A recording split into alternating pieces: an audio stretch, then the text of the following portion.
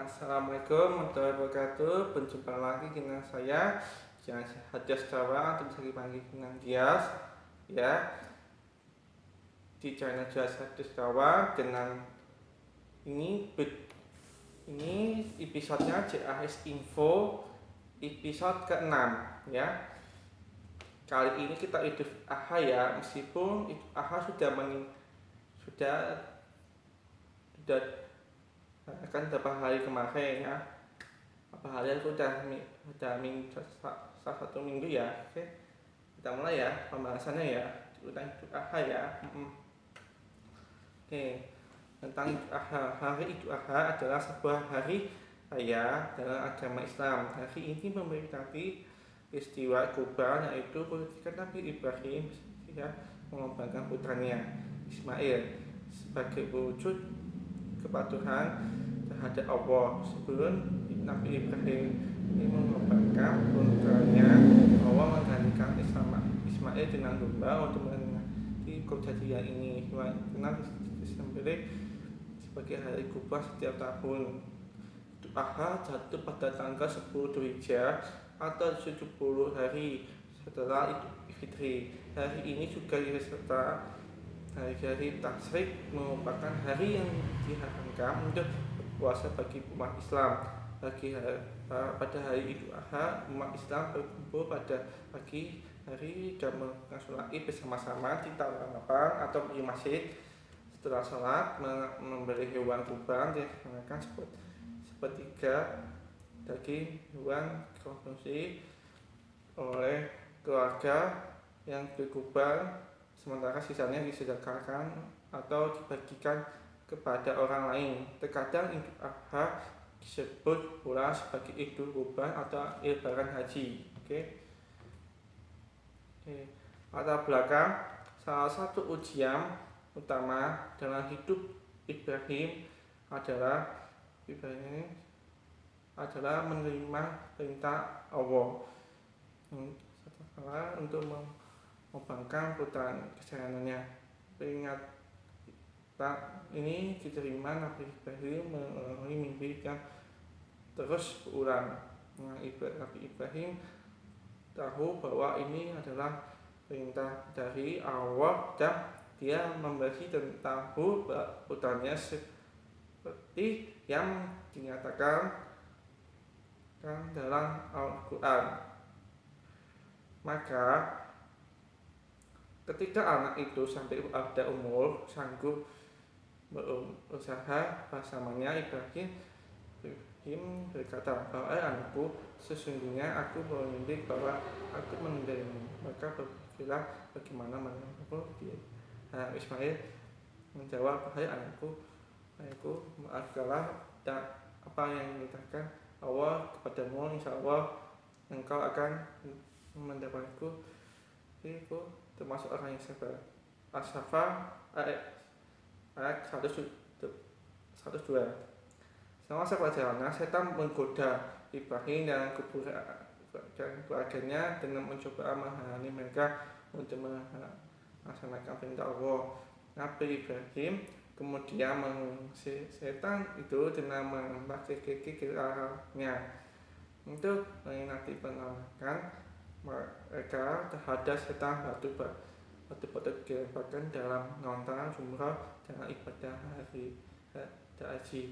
Ketika melaksanakan penyembelihan, Nabi Ibrahim tidak dapat mengalahkan Ismail. Allah kemudian mengganti Ismail dengan seekor hewan kurban pilihan, yaitu domba ya. Maka ketika kedua telah berserah diri dan dia, Nabi Ibrahim membaringkan anaknya atas berdikisnya untuk melaksanakan perintah Allah. Lalu kami bangkit dia, wahai Ibrahim, sungguh engkau telah membenarkan mimpi itu. Sungguh demikianlah kami memberi balasan kepada orang-orang yang baik berbuat baik. Sesungguhnya ini benar-benar suatu ujian yang nyata, dan kami tebus anak itu dengan seekor sembelihan yang besar. surat As-Saffat ayat 103 sampai 110. Oke, hilal. Nah, hilal ini karena kalender hijrah itu pakai hilal untuk itu kan kalender hijrah itu didasarkan pada evolusi bulan mengelilingi bumi, dan awal setiap bulan ditetapkan saat terjadinya hilal atau bulan sabit. Dan ini ada juga yang ada mata telanjang, ada juga menggunakan metode astronomi dikenal istilah hisab, ada juga yang menggunakan hikmah atau hilal yang pemerintah ya RI, sementara Muhammadiyah itu pakai yang hisab hakiki wajib duduk. Nah, untuk sementara penentuan hilal ya. Oke, penetapan hari langsung saja. Idul Adha dilaksanakan ketika ibadah haji, sedangkan langsung dilakukan inti dari ibadah haji adalah wukuf di Arafah, sedangkan hari pelaksanaan wukuf dikenal sebagai hari Arafah yang dimulai pada tanggal 9 Dzulhijjah hingga terbit fajar pada tanggal 10 Dzulhijjah. Dalam hadis yang dituturkan oleh Husain bin Harith ada dari Amir Makkah pernah menyampaikan khobar, kemudian berkata, Rasulullah telah berusaha kepada kami agar kami menunaikan ibadah haji berdasarkan hisab dan ruqyah hilal Dzulhijjah. Jika kami tidak bisa melaksanakannya, kemudian ada dua saksi adil yang mengaksikannya, maka kami harus mengajarkan manasis berdasarkan kesaksian mereka. Hadis riwayat Abu Dawud, Al-Baihaqi dan Al-Qurtubi. Ini bagi komentar hadis ini ya, bersambung dan sahih. Nah, itu ya. Nah, hadis ini menjelaskan bahwa pertama berdasarkan ibadah haji harus didasarkan pada hasil ruqyah hilal 1 Dzulhijjah, sehingga kapan wujud ada itu hanya bisa dikatakan. Kedua, pada Nabi pada kami, maka sebagai penguasa ya tepat di mana dan haji dilaksanakan untuk melaksanakan ruqyah. Jika tidak berhasil, maka ruqyah orang lain yang mengatakan kesaksiannya adalah ahli Makkah. Nah, gini, kemarin ini sempat, mungkin tahun ini Idul Hijjahnya tanggal 10, Idul Adhanya berbeda dengan tanggal 10 Dzulhijjah. Yang untuk Muhammadiyah pemerintah itu kan, kalau pemerintah kan 10 Juli Idul Adhanya. Nah sementara yang Muhammadiyah itu tanggal 9 Juli. Nah itu tanggal 10 Dzulhijjahnya. Nah itu karena keman dari awalnya itu kan harus ditentuin dulu tanggal 1 Dzulhijjahnya itu dari ruqyah hilalnya dulu, penentuan hilalnya gimana, apakah bisa sama tanggal Idul Hijjahnya, tanggal Idul Adhanya, atau bisa berbeda gitu ya. Mau hitung kantik dari pemerintah atau dari Nahdlatul Ulama atau dari media, mereka masing-masing memang sekarang ini berbeda ya, tapi 1 tahun nanti bisa sama bareng-bareng ya. Ada acara, oke. Nah gitu. Oke, Idul Adha dalam kalender Masehi. Dalam kalender Hijriah, penetapan dari Idul Adha selalu sama setiap tahunnya. Hal ini berbeda dalam kalender Masehi yang selalu berubah dari tahun ke tahun. Dalam kalender Hijriah menetapkan hari ini berdasarkan fase bulan, kalender Chandra ya. Sedangkan kalender Masehi berfase bumi mengelilingi matahari, kalender Surya. Perbedaan inilah yang menyebabkan penetapan Idul Adha selalu berubah di dalam kalender Masehi. Ya, ini terjadi perubahan 11 hari lebih awal setelah tahunnya. Nah gitulah, oke. Oke, keutamaan puasa kan puasanya ya. Keutamaan puasa 2 hari sebelum Idul Adha, Tarwiyah dan Arafah.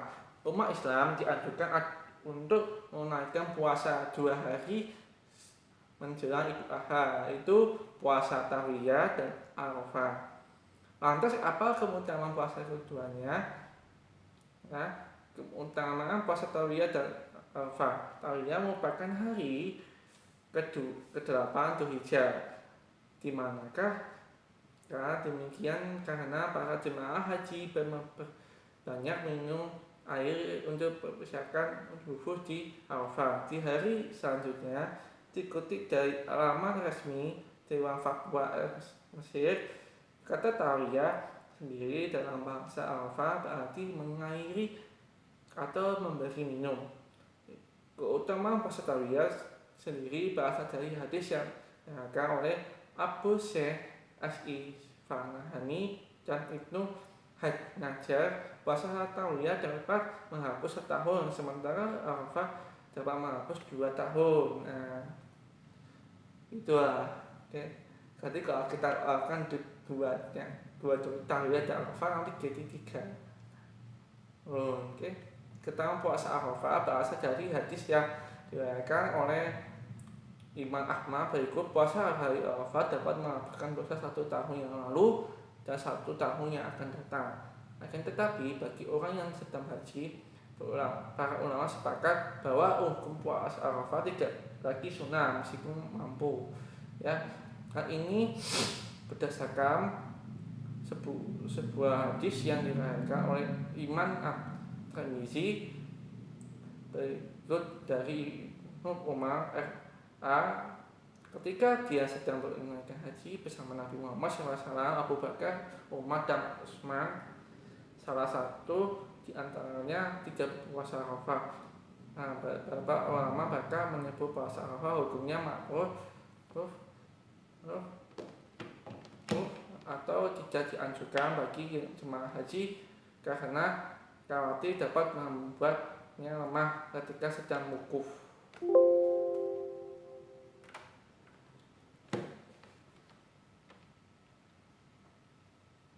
Nah, kegiatan di Idul seperti biasa ya.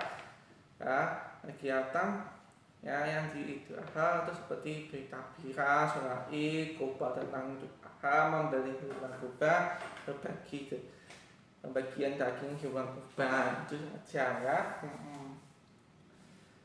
Oke, sebentar. Oke, sholat Id di hari Idul Adha tentu karena sholat Id Idul Adha itu tentu berbeda dengan sholat Id Idul Fitri. Itu karena sebelum sholat Id di hari Idul Adha tidak sarapan ya. Sementara sholat Id di Idul Fitri umat Islam disarankan untuk sarapan terlebih dahulu. Oke. Nah, di tahun depan kalau misalnya jangan berangkat ini dan kalau mau Idul Adha, saat Idul Adha jangan sarapan dulu ya. Baru nanti setelah sholat Id baru saat Idul Adha itu baru sarapan. Oke. Bacaannya saat Idul Adha berbeda dengan saat Id. Soal waktu pada umumnya begitu pula dan cara sholatnya, sehingga umat muslim harus menghentikan dengan sesama yaitu itu berbunyi hasi sunata ini Idul Adha adalah imana lillahi ta'ala. Nah, selanjutnya kata sasana ya cahaya sama baca niat soal Idul Adha, baca tapi aku ikram seperti salah satu lanjut dengan baca doa iftitihah, lalu lanjutkan dengan tahlilan tapi 7 kali untuk rakaat pertama ini itu membaca surat pendek lalu buku dan sujud. Nah, berdiri setelah sujud untuk rakaat kedua silakan tahlilan sebanyak 5 kali dan juga keenam iftitihah. Setelah itu baca doa Al-Fatihah dan surah pendek urutan selanjutnya sama dengan sholat rakaat pertama sampai salam. Setelah salam, jamaah disarankan untuk buru-buru pulang, melainkan menjenangkan kubat terlebih dahulu. Nah, siapa tahu kan di masjid kan ada yang syahdu sarapan kayak makanan kecil kayak apa kayak kue kayak senang gitu kan bisa bantu nanti bisa wah kita bisa makan di yang bisa kamu di masjid ya itu bisa ya bahwa sarapan di rumah kan hukum berkuban dalam masa Syafi'i dan Maliki hukum membeli hewan kurban adalah sunnah atau sunnah muakkad yang dianjurkan untuk kan, namun dalam mazhab Syafi'i hukum kurban adalah hal yang wajib bagi mampu. Hukum kurban ini terdapat dalam surat Al-Kautsar ayat 2 yang ini berikut. Maka berdirikanlah sholat karena Tuhanmu dan bukanlah Al-Kautsar ayat kedua. Nah, syarat hewan kurban sebelum melaksanakan kurban kamu harus memberikan beberapa syarat hewan yang dapat menjadi hewan kurban. Berikut ini yang syarat-syaratnya. Hewan kurban merupakan jenis hewan ternak seperti sapi, kerbau, domba, kambing atau unta ya. Itu ya hewannya ya. Ya. Bukannya unggas, bukannya burung ya. Oke. Hewan ternak memiliki umur 1 tahun atau lebih tua untuk kambing ya. Minimal 2 tahun untuk sapi. Ini dari 5 tahun untuk unta. Lah kerbau bagaimana? Ya sama dengan sapi yaitu 2 tahun. Nah, itu oke. Nah, kondisi hewan ternak wajib sehat. Hewan kurban memiliki sendiri atau bisa juga rombongan. Hewan rombongan sapi atau kerbau adalah maksimal 7 orang. Sedangkan hewan rombongan unta maksimal 10 orang untuk 1 ekor. Oke. Utamalah berkurban. Sedangkan kurban memiliki beberapa keutamaan yang baik dan berikut ini beberapa hadis kurban ya.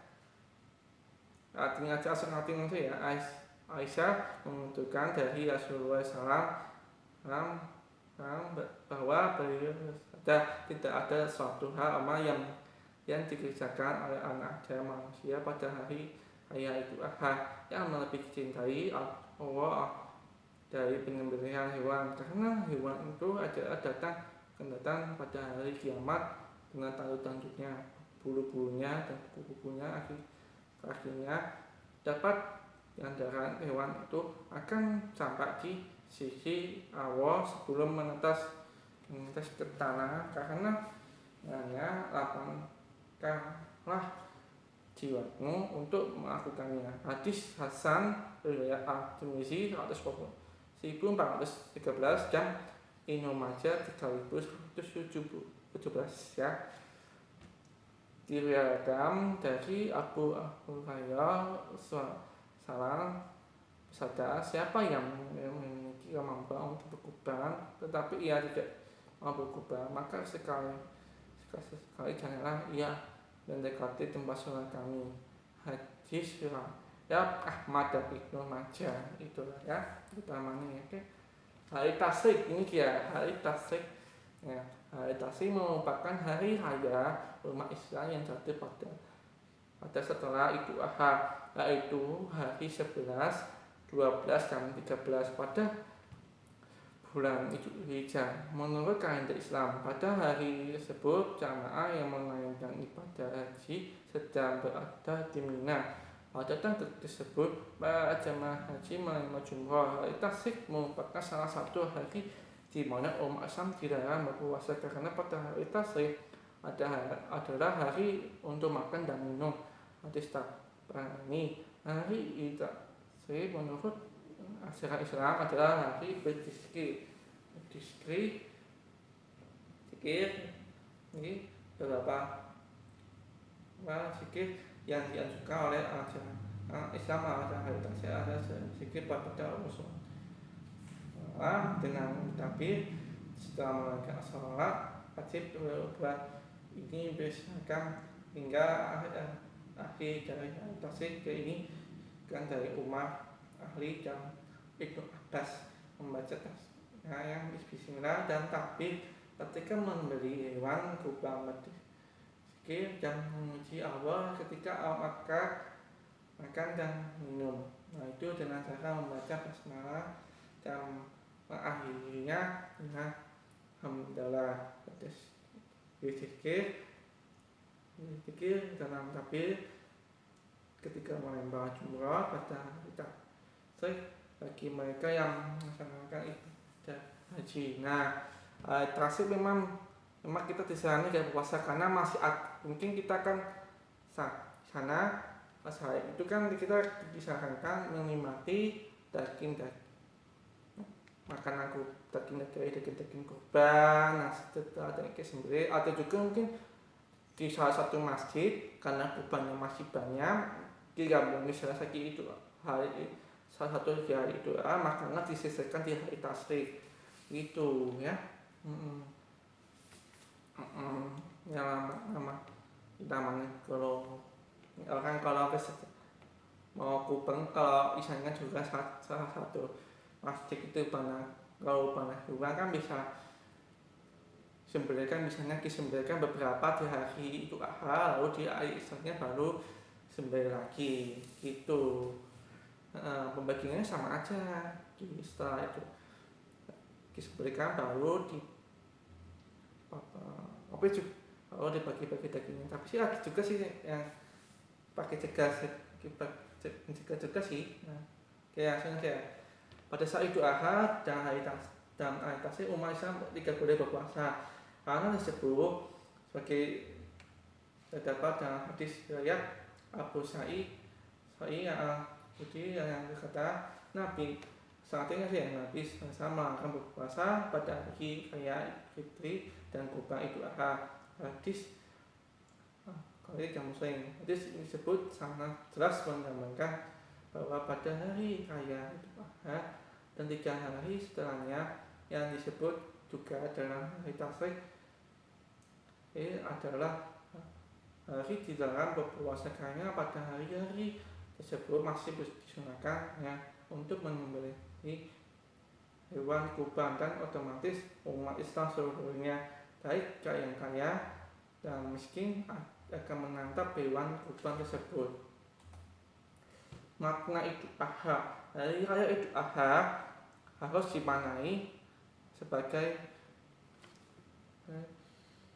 pesan simbolik yang mengandung pelajaran. Berikut makna Idul Adha dalam kehidupan sehari-hari yaitu meningkatkan takwa, menghormati orang tua, berbagi dengan bersama, menjalani silaturahmi dan orang sekitar, merasa empati ya. Nanti kalau tentang empati itu apa nanti aku jelasin ya. Kesimpulannya ya. Kesimpulannya hari Idul Adha adalah sebuah hari yang kaya dalam agama Islam untuk menikmati hewan ternak disembelih sebagai kurban setiap hari. Idul Adha adalah jatuh pada tanggal 10 bulan Dzulhijjah atau 70 hari setelah Idul Fitri. Hari ini hari Idul Adha juga setelah hari tasrik merupakan hari yang dianggap untuk berpuasa bagi umat Islam ya. Tanggal untuk merayakan Idul Adha bisa aja berbeda-beda atau sama ya, tetapi kita tidak boleh bertengkar atau bermasalah atau bermusuhan karena cuma masalah tanggal Idul Adha yang berbeda-beda ya. Nah gitu ya. Dan untuk merayakan Idul Adha cukup dengan takbiran di masjid sholat Id, berbagikan daging kurban, silaturahmi ke orang sekitar dan makan bersama dengan masakan hewan yang sudah disembelih. Nah, bisa bareng-bareng sama keluarga atau sama teman atau bersama tetangga gitu, oke? Dan bisa dilakukan yang dan mematuhi protokol kesehatan. Nah, ini yang kalau misalnya kalau mau nonton persembahyangan kurban, alangkah baiknya kita pakai masker ya. Biar kalau mau ke masjid atau kemanapun kita pakai masker ya. Jangan lupa cuci tangan seperti biasa, oke? Jangan mendekati yang ada kerumunan, oke? Kalau mau di rumah sih gak apa-apa juga sih. Namanya juga mencari kerumunan toh. Oke, dan jika membuat orang-orang tersinggung, orangnya tersinggung. Nah, orang tersinggung kan ya, jadi kisahnya kalau kita tanggalnya berbeda, tidak usah bilang-bilang ke orang, nyebut-nyebutin ke orang yang mengikuti kena ajaran yang berbeda ya. Misalnya iman kita semua Islam, belum tentu kita punya yang sama, mengikuti hari yang sama ya. Idul Adha atau Idul Fitri ya. Itu masukku ya. Ya, nah, dengan begitu kita semua bisa merayakan hari Idul Adha dengan baik. Nah, itu cara-caranya Mas. Nah, itu dengan baik. Oh iya, cukup segini ya. Nah, oh iya, nama-nama jangan lupa ya, subscribe dulu jika ada, subscribe dulu, dan kalau suka silahkan like dan share ya. Nah, kalau subscribe jangan lupa nyalakan loncengnya ya, biar bagus, oke? Oke, jika ada kesalahan mohon maafkan ya. Oke, ya, saya tekan sama warahmatullahi wabarakatuh.